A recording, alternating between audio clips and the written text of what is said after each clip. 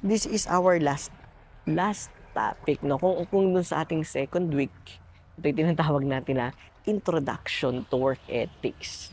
No, ito naman ay conclusion na, conclusion to the work ethics. Kung baga pag nanonood tayo ng isang series or ng K-drama or ng isang anime, yung ating second week ay episode 1, tapos ito ngayon, we are now in the episode 16 or our last episode. Sa mga nakalipas na buwan, pinag-usapan natin yung kung paano natin mahuhubog ng maayos ng ating work ethics. Okay, pinag-usapan natin kung ano ang kahulugan ng work ethics, ano yung significance nito or kahalagahan. Ano? And of course, pinag-usapan din natin yung tinatawag natin na ethical standards, no? Kung saan man nagmumula yung judgment ng natin, no, sa bawat bagay, kung ito ba ay magiging tama or hindi, kung ito ba ay magiging mabuti or masama. Okay.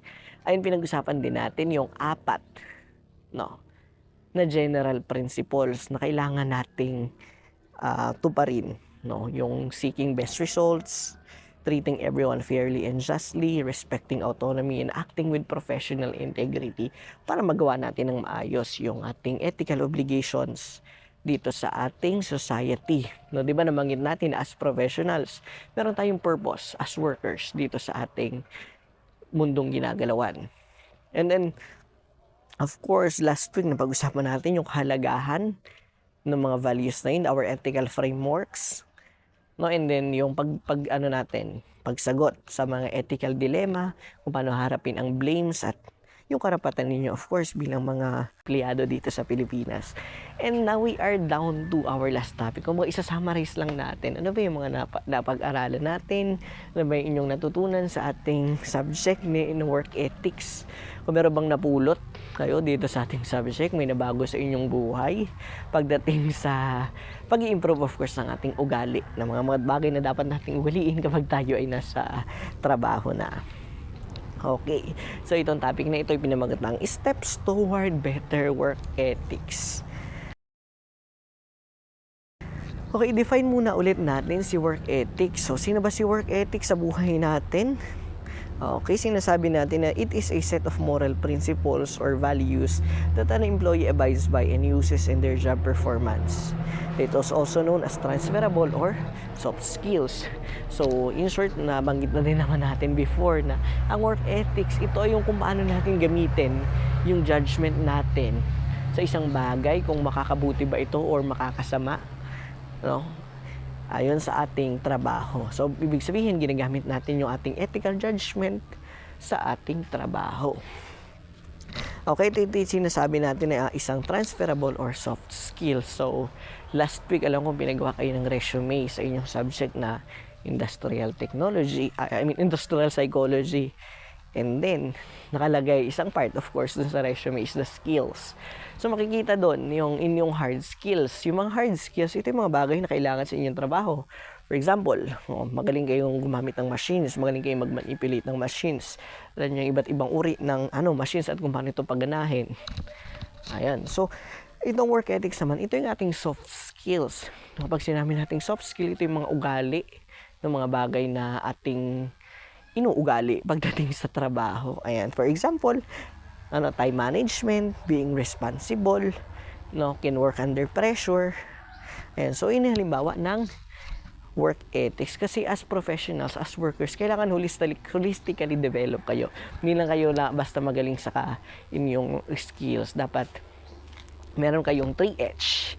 3H stands for your head, your hand, and your heart. Yung head tumutukoy sa inyong intellect. Kung ano ba yung kaalaman niyo pagdating sa inyong trabaho. Okay, dahil kayo ay mga mechanical technologists, so ano yung kaalaman nyo pagdating sa mga machines at kung paano ito pagganahin, paano ito manipulate. And then yung hand naman ay tumutukoy sa kung paano nyo i-apply sa tunay na buhay yung inyong mga natutunan. And then of course, huwag natin kakalimutan ang ating heart, ang ating puso sa trabaho. Ito yung ating attitude pagdating sa ating trabaho, pagdating sa pakikipag-usap sa ating mga boss, sa ating mga clients. Ayun. So, kailangan may maganda tayong attitude. Hindi lang dapat tayo magaling pagdating sa ating mga skills. Kasi kapag meron tayong magandang work ethics, if we have a strong work ethics,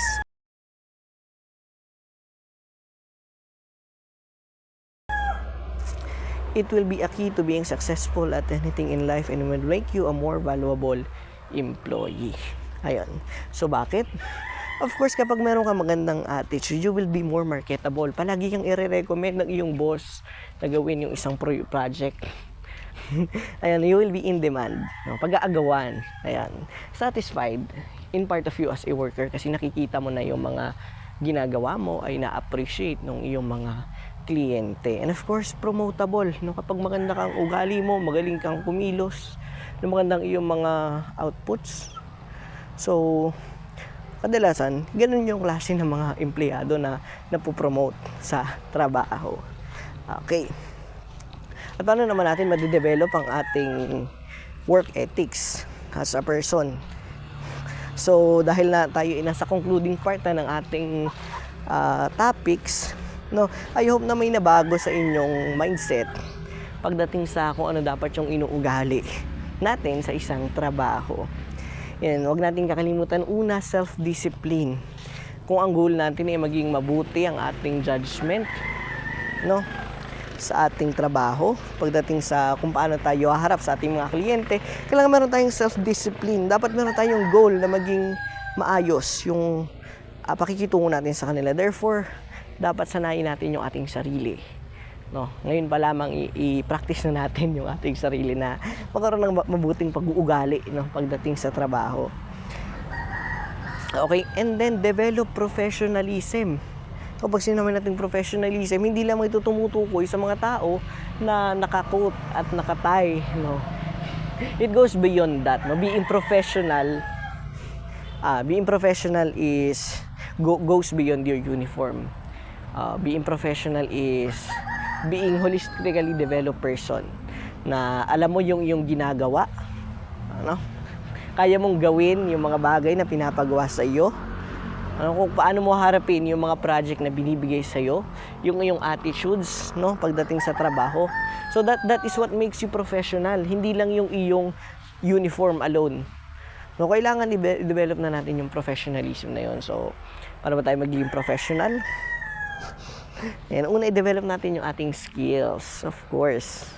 And then, yung ating attitude. And then, of course, wag natin kakalimutan, no?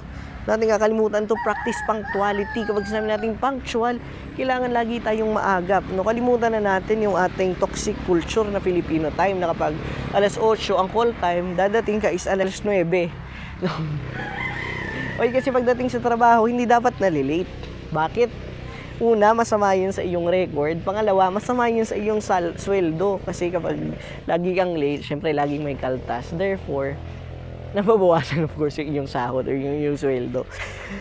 And then of course, use time wisely. Meron dapat tayong time management na sinusunod. Meron tayong mga schedule na sinusunod. Maring ito'y nakasulat sa ating planner or nasa isip lamang natin. So ito yung ating guide, no, para magamit natin ng maayos yung oras natin pagdating sa trabaho. Okay, form a do it right habit and adapt can do attitude. So minsan, no, kapag sa tingin natin hindi natin kaya yung isang bagay, yung mga bagay na pinapagawa sa atin, naisip natin, ay hindi ko yan kaya, hindi ko yan matatapos. Nung pagdating sa trabaho, wala kang karapatang tumanggi. Wala kang karapatang tumanggi, kaya instead na isipin mo ay hindi ko kaya, dapat na isipin mo, of course, ay kaya kong gawin yan. Bakit? Kasi nag-aaral ako ng kursong ito, pinag-aralan ko itong profesyon na to. No, marami akong natutunan sa school at alam ko na may apply ko ito dito sa trabaho or sa pinapagawa sa aking project. Ayun. And more on positive outlook lang tayo, no. I-condition natin yung ating utak na lagi nating isipin ay positive, no. Huwag tayo mag-isip ng negative.